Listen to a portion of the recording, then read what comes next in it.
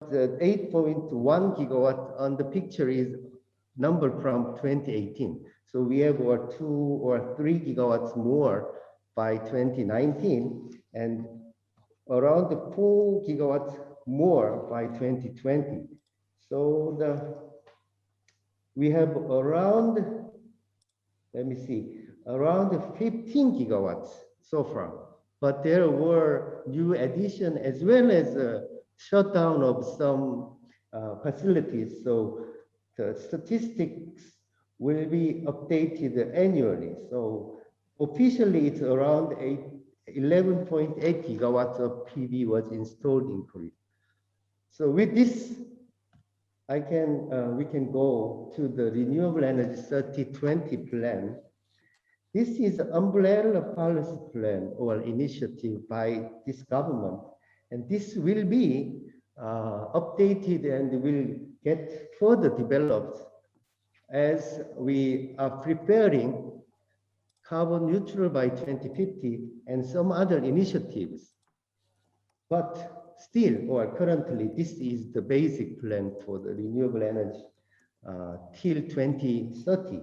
So 3020 means by 2030, we will get 20% of renewable power generation in Korea.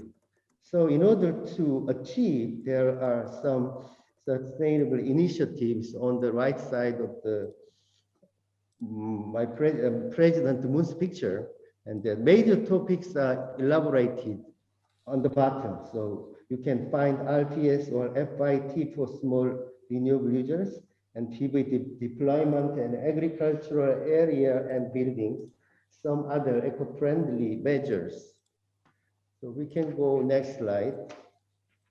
So in order to achieve renewable energy 3020, everyone's participation and benefit needs to be distributed equally or according to their contributions. So we are going to achieve, as you may be aware of, 20% will be achieved by the plan. And when we look at the strategy, there is a bio and waste was the significant energy in the past till 2019, but there will be more or significant role is expected for PV and wind resources. And we can see, when we can see the tasks of this plan, there were expanding PV in urban areas and expanding agricultural PV, and some other tasks include planned estate system, which is very interesting and kind of difficult to achieve, since you need to collaborate all the policy measures so that you can get to the planned estate system. So we are on the way. And when we see the next slide, as you can see, when we compare 2017 and 2030, there will be 48.7 gigawatts capacity addition by 2030 compared with 2017 pictures. So as you can see, PV will constitute 63%, which can be analyzed as 30.8 gigawatts. And can refer to more information on the bottom. And then also on the plan, under the plan, we can think of the implementation measures, which include public participation and expanding urban type and small scale PVs. So as you can see on the bottom, the tariff is variable or fixed according to their scales or the capacities of the installation. And the complicated bid procedure will be applied for the different types of the dissemination plans. As you can see, small scale means 100 kilowatts, under 100 kilowatts, and the bigger megawatt or bigger than 100, under 100 kilowatts are also planned separately. And in order to promote public participation, rural areas and agricultural PV model was introduced and examined as a pilot stage this time. But there are, yes, as expected, there are 100 issues among public or the residents nearby the targeted areas. Some other measures means we need to care for acceptance levels among the direct or indirect stakeholders. Societies, as I understand, as I explained earlier, planned state system, which means designation of the site selection and one-stop business and the project implementation is it categorized as one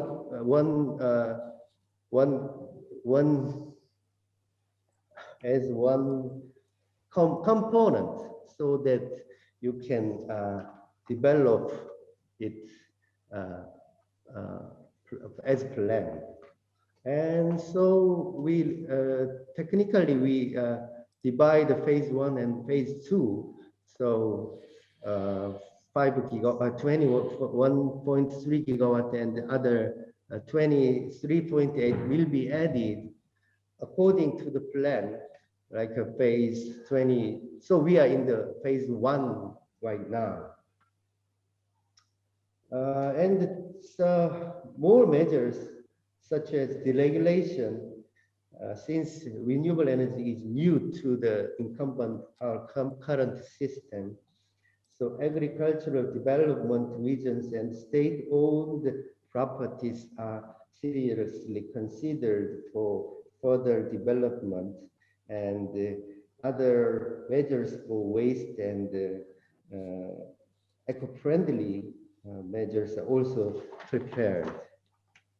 So as I finish, I can share 4 examples: a renewable portfolio standard, which was introduced in 2012. The obligators of this program is 500 megawatts or above capacity power producers needs to have a certain percentage, which was indicated at the second box. So 2012, 20.05% to around 7% by 2020. You need to have a 7% of renewable energy power capacity against your total capacity of your power generation. But this will be upgraded or updated accordingly. I will talk about it at the last slide. So best practices covers these areas. You can see the pictures. And RPS process is like this: selecting obligator, which include around 20 companies, more than 20 companies, or include 5 big public sector companies and other private sector companies, and set up the goals, and they will be examined performance at the end of the season or year, and then evaluation. So if you do not match your target, you need to buy, as you know, the RECs from outside of the power companies. So these are the pictures of some significant facilities and the RPS program in Korea, which include all types of renewable energy resources, but the most important significant one is PV.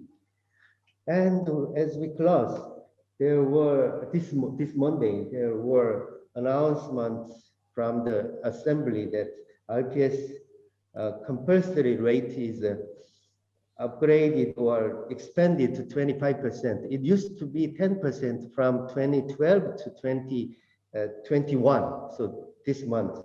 But this will be effective October 21st, as the newspaper explains.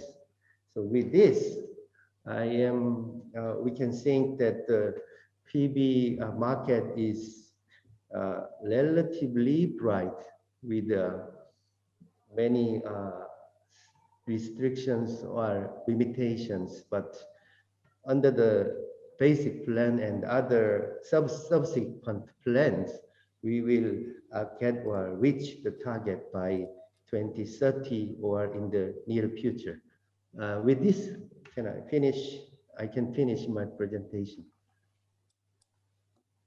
Thank you so much. Thank you very much.